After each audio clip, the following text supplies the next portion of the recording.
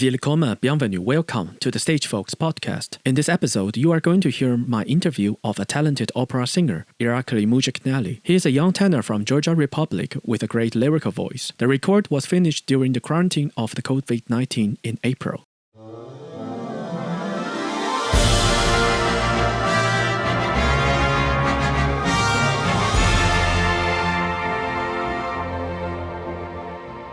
If you are someone who likes theater and looking for some backstage talk, let's close the curtain and open the mic for Stage Folks podcast.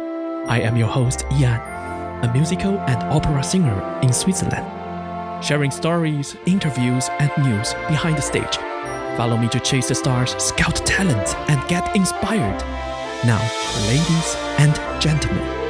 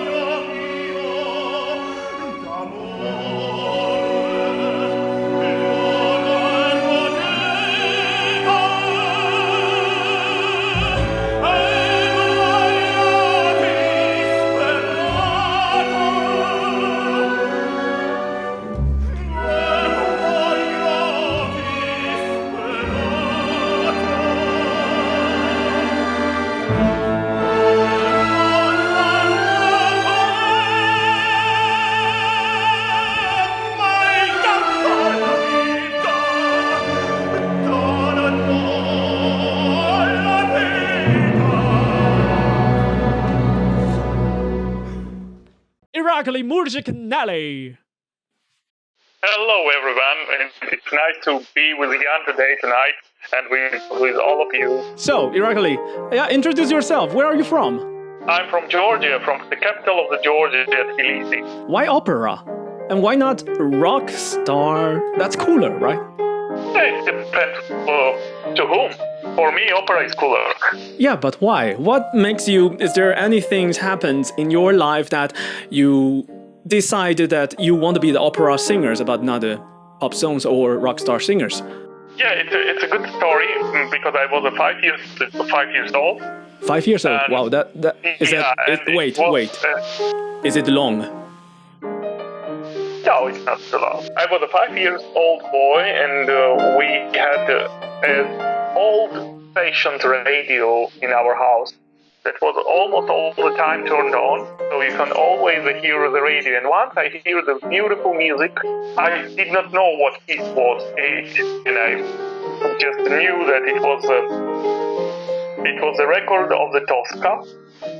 The Tosca, okay. Yeah. So Exactly, it was the Eugen van der Stelle? No, it was not Luce van der Stelle, it was the whole opera, but I turned it on the first act to it, and I was like shocked, and I was every day going to the radio, turn it off to find this music, but you know, in my childhood, Oh, that's so cute. Wow. It was the end of the 80s, so there was no YouTube, there was no internet, so I wasn't able to find anything, and the only record you find in the Soviet Union was the old-fashioned way. Then I was like 7 or 8 years old. I was already in a music school or a piano class. So the second time I listened to Tosca, I don't remember quite sure it was I was 7 years old or I was 8 years old, but I remember the cast. It was Placido Domingo and Reina Kabayevanska. Okay. Wow. It definitely Golden voice. Yeah. It's definitely this movie Tosca. So yeah, my dream to sing and to be a tenor. To be a bass or just to sing. I want to be a tenor because I like the part of the Cavaradossi. So then I went to the really great teacher, Nodaran Kulate, and I sang Torna Soriento, and then he played me several exercises, and he said that how can somebody say that he is a baritone? He's a 100% tenor. I missed him because we had a really great talk. We was sitting and just talking 5-6 hours, just talking. So that's the story. Well, that's... Then I started to sing, like in a conservatory I was singing that I'm a lyric tenor, and I just switched 2.5 years ago to the lyric dramatic tenor. And So in case that folks don't know that you are a dramatic tenor now, or we say spindle? Yeah, I think not full dramatic, not full dramatic, but heavy lyric or spindle? No, I think it's spindle. It's spindle. Yeah. Spindle, yes. The Swiss critics say that it's dramatic heroic tenor, but I think I'm Italian spindle. Italian spindle. Yeah. So in case the folks don't know that Irakli, he's Italian spindle tenor, which I am just a light lyric tenor. That his voice is like Rah! And my voice is more like ah! So, in different tenor have different repertoire. Not all the tenors can sing Puccini's aria. Yeah, not all the tenors can do it, but also not all the tenors can do something lighter. For example, like what? I don't have a lot anyway. Like Ramiro. Or Le Pêche de Perle. Wow, so that's the first time I heard your stories, huh? And we know each other long already, but this is the first time I heard that you talk about this. Wow. Yeah, you never asked, though. Yeah, I'm a bad friend. In case people don't know that Irakli and me, we meet each other in the last seasons of the Sweeney Todd in Biel, Switzerland, and he's the best Adolfo Pirelli that I ever heard. Crazy voice. How lucky they are can find Irakli to sing these roles. By the way, I have a recording from the rehearsals. Shall we play? Yeah.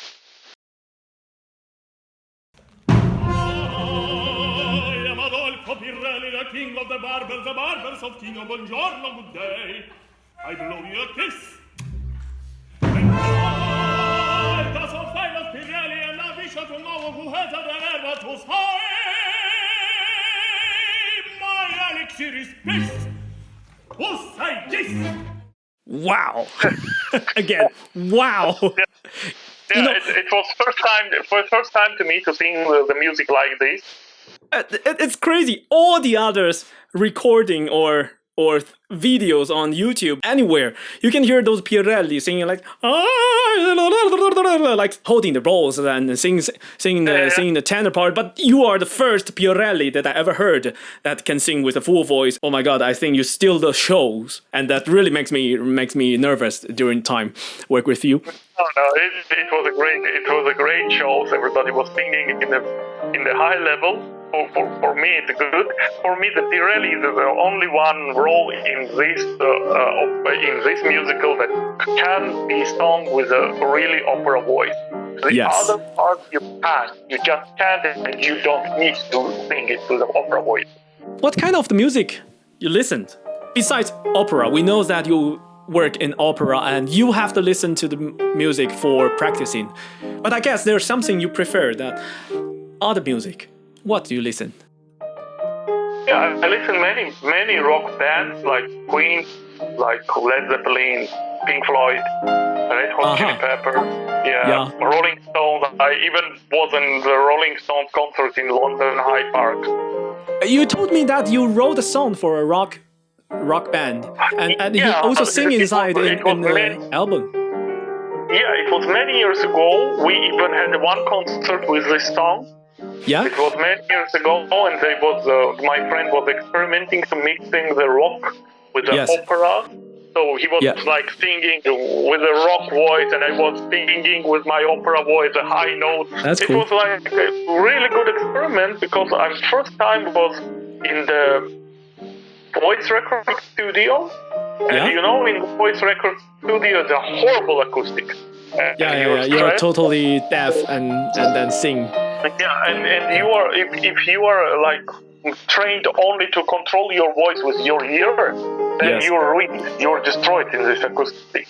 True. But with these headphones, you can, when you are like, just put your fingers in your ears and you just sing the same. You're practicing to control your voice with your muscles. That's a very good training where I should try. I mean, like really hold your... Yeah, really, like you really don't hear anything and you try to sing out and just do the record and you will see the difference. Oh, okay. I will listen to this record later, but yeah, I hope it works. Cool. Yeah, no, it worked for me. You know, every singer loves to sing in the bathroom. Because there is a great acoustic in the bathroom. It's the best place. Yeah. I love that music. I love that movie. Yeah. That's the Rome with the Rome. Woody Allen movie. Yeah, it's great. Yeah, Woody Allen. Everything good in the shower because the acoustic is great because you're controlling your voice for 100%. But yes, and you're relaxed. And you're relaxed. And the opera stage sometimes, for example, in Tbilisi Opera Theater, when you're singing in a rehearsal without the public, the acoustic is perfect. Mm-hmm. You can hear everything you are doing, every single moment you're feeling, you're hearing it, you're controlling it. But when it's a full house, there is many spots on the stage when you are not able to hear your voice at all. And sometimes that your company are singing to your ears that you cannot hear to yourself as well. Yeah, and sometimes with the big voices, you're singing and he just turned his head to your direction and it's like 5 minutes. Yeah. The feeling like, and then you So you should know how to sing when you're not hearing your voice. True. I heard. You remind me that you told me about these stories that there's someone singing with you on stage that did sexual harassment you. Can we talk about this? No. She was No. Okay, just one question. I know these stories already, but just one question. Like, is that a soprano? It's No, not okay, then we finish this topic here. So it's not a soprano. You know, sopranos hate tenors. So it's not a soprano. That's not true. No, it's a That's joke. not true. It's a joke. I don't know, maybe somebody. I don't know. No, I, as I know, no one hates him. No girls hate him. I'm not sure. Okay, but yeah. So, sorry. Let's go to the next question. So how did you find a job, Irakli? How did you find the jobs? Like, how did you get your first jobs? And you know, there are young folks who listen to the podcast. I hope that maybe you can give them some advice. Like, how did you find it?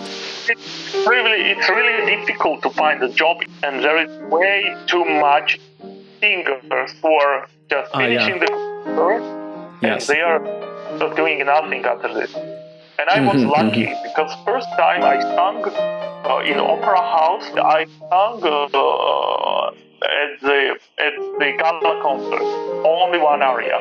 That was the first time I was on the stage of the opera house. I was like in a young artist program, but is there, but it's different because I was there. I had this document for 5 years. I was 5 years. I was like 5 years there, and they was able to use but me. without a fixed contract. No, it's not a contract. You are just a stagiaire for 5 years. I was like 5 years going there. I had hate that. I had Yeah, I know. blah, blah, blah. And then in 2011, they just called me and told me that we have Mitridate Rediponto this year. And we need a Martio. It's a small role for a tenor, but it's a horrible, difficult aria with all these coloraturas and high D and many high Cs. Martio. Yeah, and okay, I said, okay, I will sing this.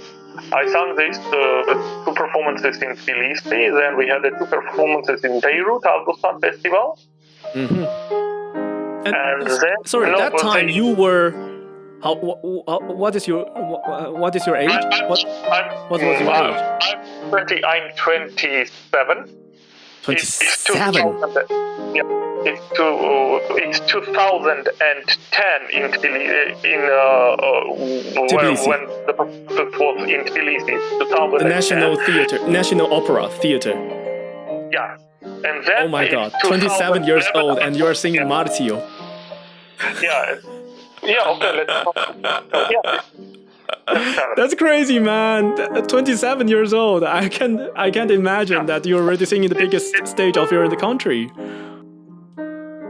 Yeah, and it was like my first contract that I get paid, because the other was I was like singing from my 18 in opera studio.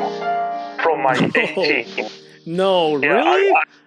I already sang the Traviata, I already sang Rigoletto, I sang Il Barbiere di Sicilia, I sang Bastiana by Mozart, I sang the opera flute, and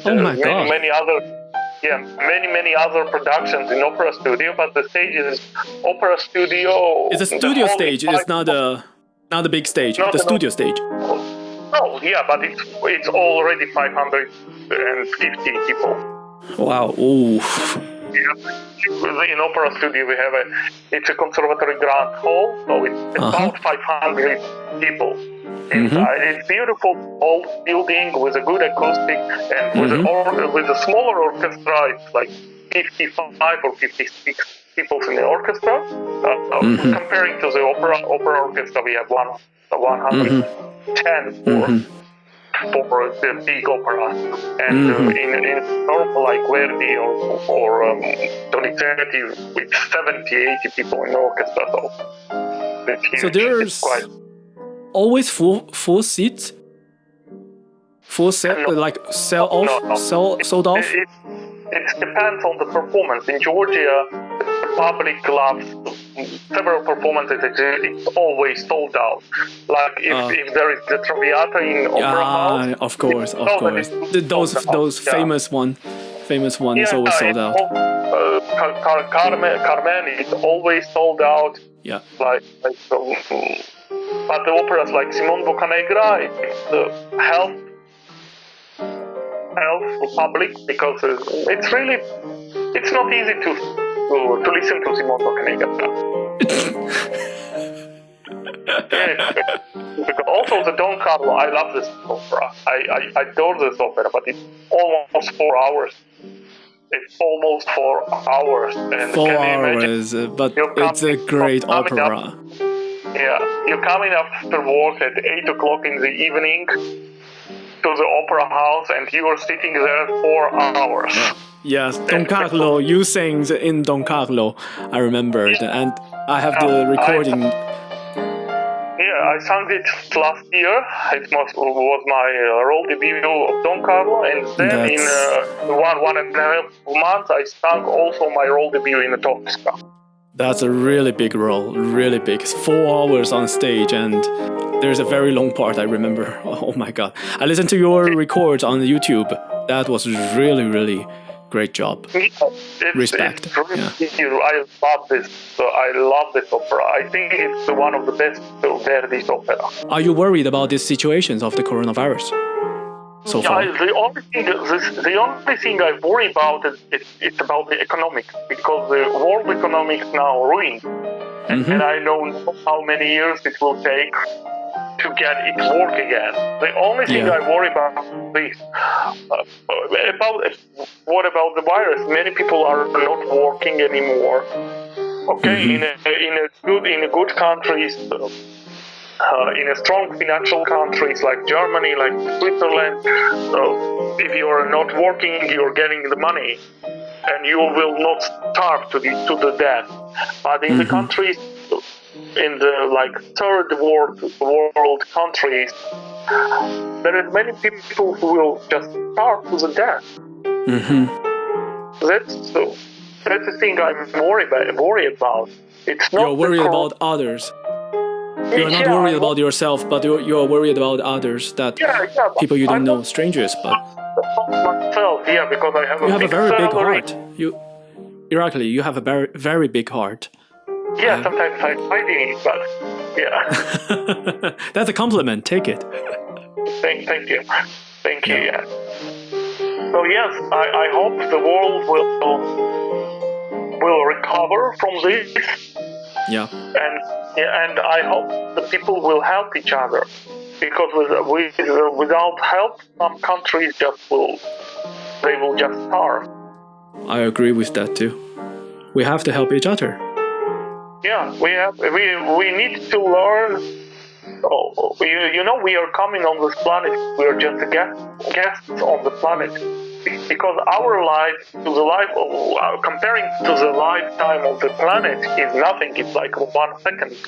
Yeah. We are just guests who are coming here, and we need to learn to live in peace with everybody. But true. But me, the most important is to be in peace with other people. Yeah, so I learned a lot from you. I learned a lot from you. I'm glad I invited you to do this interview, Irakli. I'm sincerely. You asked me. Yeah. I think I get from your stories that to start a career, you just need to be prepared and wait for it to come.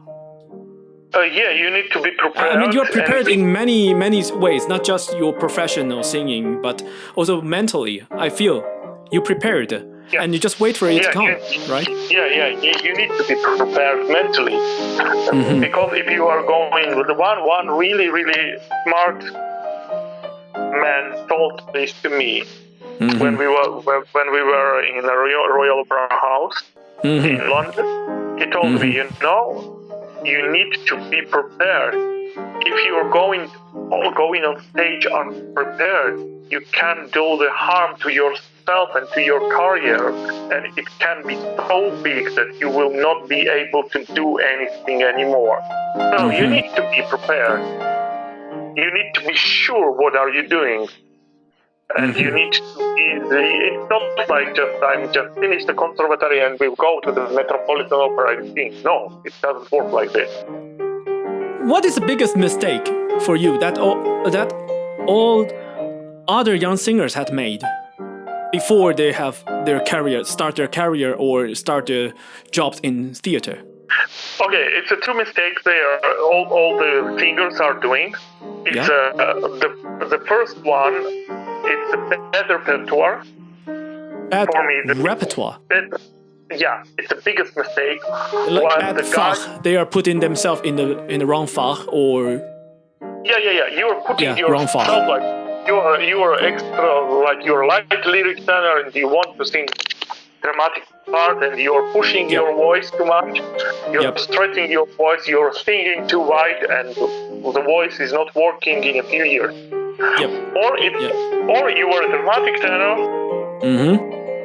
And the second problem is a bad teacher.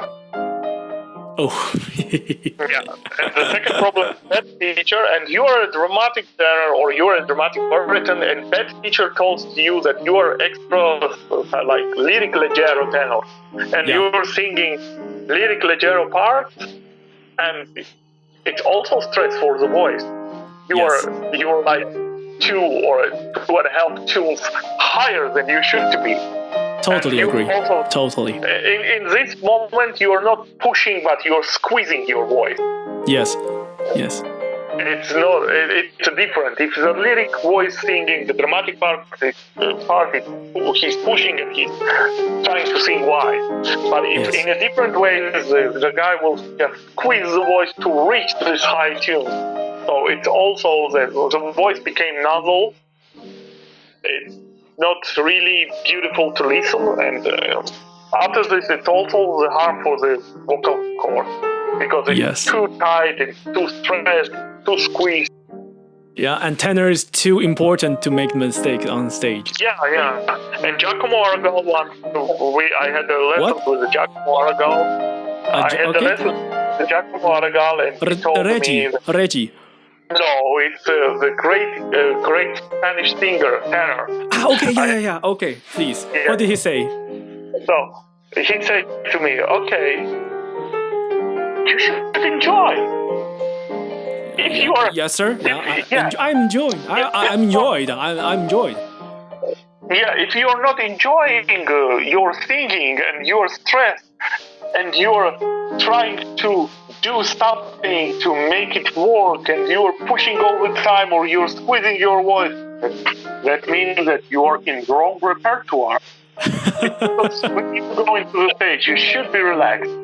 True. Sing, and it should coming like freely, not with pushing. Okay, you can push if you're not feeling well, if you're sick, if you have angina or you have a flu or something like that. Yes, it's different. If when you're feeling good and you're still pushing or squeezing your voice, it's not right. Then you're doing something wrong. And you should be worried about it. You should find what are you doing wrong. Maybe you should change the teacher because maybe there are many teachers, many great teachers. Yes. But some teachers are just not comfortable with the student, with some individual.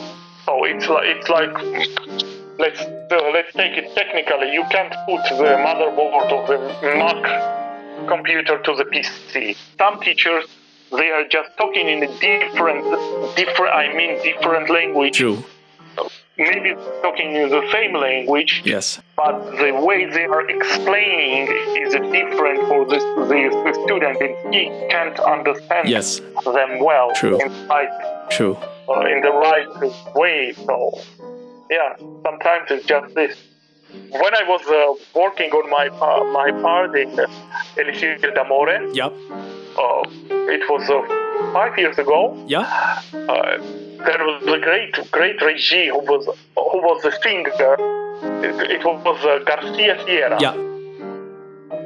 So he was working with us in this Elixir d'Amore, and then he noticed that I'm nervous because it was my first time for Elixir d'Amore. I have sung all the orchestra rehearsals, all the stage rehearsals, and I was like overtired. And he came to me, okay, listen to me. Everybody is coming to listen for the tenor. Okay, if in the performance there is one bad singer, soprano or bass or baritone, it's okay. Yes. It's okay. It's okay. They can survive, they can sing, and the critics will be okay. But if there is a bad tenor, the performance is ruined. And I was like, okay, and you are telling this to me before the performance? Cazzo. But I believe you did a great job in Nemorino. Yeah. Of course. Of course, it's your role, for sure. It's really funny role, so. So it's very happy to have the interview with you. Ladies and gentlemen, Irakli Murjikneli. It was nice to be with you tonight, and I hope we will meet again.